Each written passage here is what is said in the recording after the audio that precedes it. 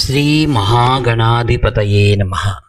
అపార కరుణా సింధుం జ్ఞానదం శాంతరూపిణం శ్రీ చంద్రశేఖర గురుం ప్రణమామి ముదాన్వహం.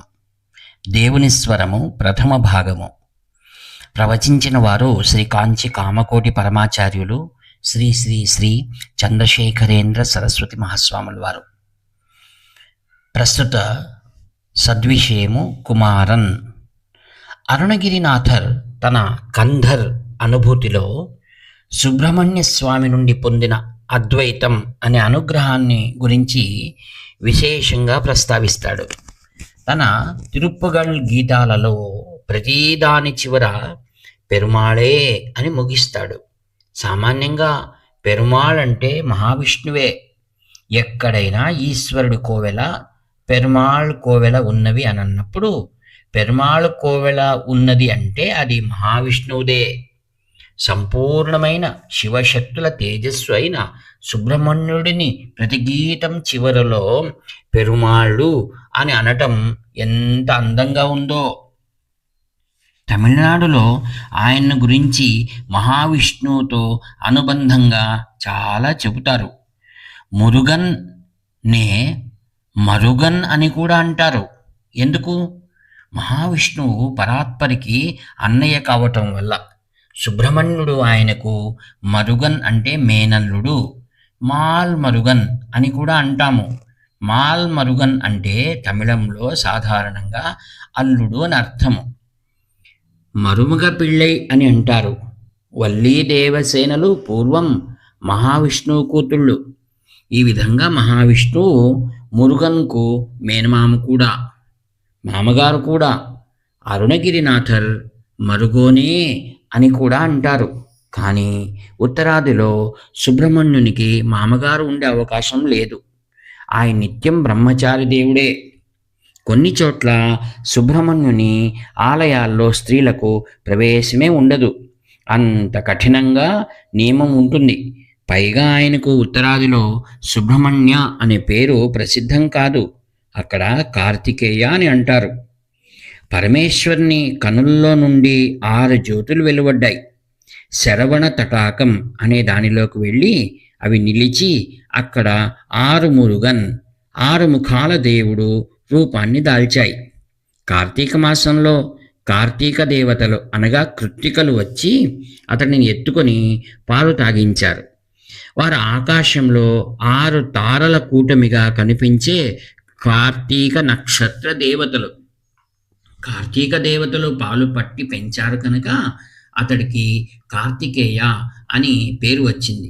తాను మాతృమూర్తులతో సమానమైన వారి పేరును ధరించి వారి కీర్తిని తెచ్చిపెట్టాడు. లేదంటే పిల్లవాడిగా చూస్తే ఆయనకు పేరు కుమారన్. మనం కూడా కుమారస్వామి అని అంటాము. తమిళులకు పేరుకు చిన్నగా చేసి కుమారన్ అనటం ఒక అలవాటు. ఉత్తర భారతంలో కుమారన్ అంటే కార్తికేయుడు. అతడు శివశక్తుల సంతానం, అంటే విశ్వానికే తల్లిదండ్రులైన వారి సుతుడు. మనం విఘ్నేశ్వరుని పిళ్ళై, పిళ్ళియార్ అని అనుకుంటాము, కానీ ఎందుకో తెలియదు. ఉత్తరాదిలో కుమారుని గణేశునితో అనుబంధించి చెప్పరు. అక్కడ కుమారుడు అంటే షణ్ముఖుడు మాత్రమే. కాళిదాసుని కావ్యం చూస్తే దాని పేరు కుమార సంభవము. కుమార సంభవం అనే పదబంధం వాల్మీకి రామాయణంలో యథాతథంగా కనిపిస్తుంది. బాలకాండలో విశ్వామిత్రుడు రామలక్ష్మణులకు స్కందోత్పత్తి కథంతా వివరంగా చెబుతాడు. కథాంతంలో వాల్మీకి సామాన్యంగా ఫలశ్రుతిని చెప్పడు. ఇది ఈ కథ విన్నందుకు ఫలితం అనగా లాభం అనే ఒక మినహాయింపుగా ఇక్కడ మాత్రం ఫలాన్ని చెబుతాడు. రామునితో విశ్వామిత్రుని మాటల్లో చెబుతాడు.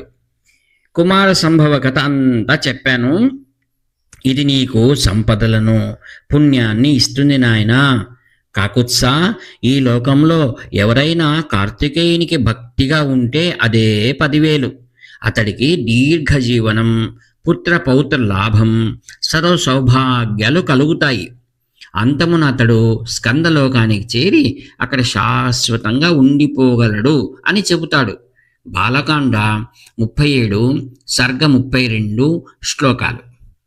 ఏషతే రామగంగాయా విస్తరో విహితో మయా కుమారసంభవశ్చైవ ధన్యః పుణ్యస్తథైవ చ భక్తశ్చ యః కార్తికేయే కాకోత్సభువి మానవః ఆయుష్మాన్ పుత్రపౌత్రైశ్చ స్కందసాలోక్యతం వ్రజేత్. కాళిదాసు ఆదికవి వాడిన ఆ శుభప్రదమైన కుమార సంభవం అనే పదాలను తీసుకుని తన కావ్యానికి పేరు పెట్టుకున్నాడు. కుమార నామం మీదే సుబ్రహ్మణ్యుని కొలిచే కౌమార మతం వచ్చింది. షణ్మతం పేరుతో 6 మతాలు ఉన్నాయి. గణపతిని ప్రధాన దైవంగా కొలిచేది గాణాపత్యము, సూర్యుని ప్రధానంగా పెట్టుకునేది సౌరము, పరమేశ్వరుని పరమసత్యంగా పెట్టుకుని కొలిచేది అంతా శాక్తము, శివుని గురించి చెప్పేది శైవము, విష్ణువు గురించి చెప్పేది వైష్ణవము, సుబ్రహ్మణ్యుని పరమాత్మ కొలిచే మతం సుబ్రహ్మణ్యము. దీనికే కౌమారం అని, కుమారుని ఆరాధించే మతమని పేరు. పూర్వం నేను వాల్మీకి రామాయణంలో స్కందలోకమని ఒకటి చెప్పాను కదా. సుబ్రహ్మణ్యునికి ఇక్కడ ప్రసిద్ధ నామం స్కంద అని కూడా ఉన్నది. స్కంద అంటే బయటకు వచ్చుట. మేఘం నుండి విద్యుత్తు బయలువెడలినట్లే శివజ్యోతి నుండి 6 అగ్ని కణికలు వచ్చినవి. అందువల్లే స్కంద అని పేరు వచ్చింది. స్కందుని పేరును విశేషంగా భావిస్తూ పురాణానికి స్కాందం అని పేరు. కాంచీపురంలో నివసించిన కశ్యప శివాచార్య దానిని తమిళంలో కంద పురాణంగా అనువాదం చేశారు. తమిళంలో స్కంద కందగా మారుతుంది. ఏది ఏమైనప్పటికీ తమిళనాడులో మేనల్లుడిగా ప్రసిద్ధమైన వాడే ఉత్తరాదిలో కుమారునిగా మాత్రమే ప్రసిద్ధి చెందాడు. ఆది దంపతులకు ప్రాణులంతా సమాన సంతానమైనప్పుడు కుమారస్వామిని మాత్రమే ఎవరైనా కొడుకు అంటే అది అతడే అనటంలో ఉన్న మహాత్మ్యం ఏమిటో చూద్దాము. వ్యాఖ్యాత మీ ప్రియమిత్రుడు నివర్తి నాగభూషణ శర్మ. హరహర శంకర, జై జయ శంకర. హరహర శంకర, జై జయ శంకర. హరహర శంకర, జై జయ శంకర. 7483229249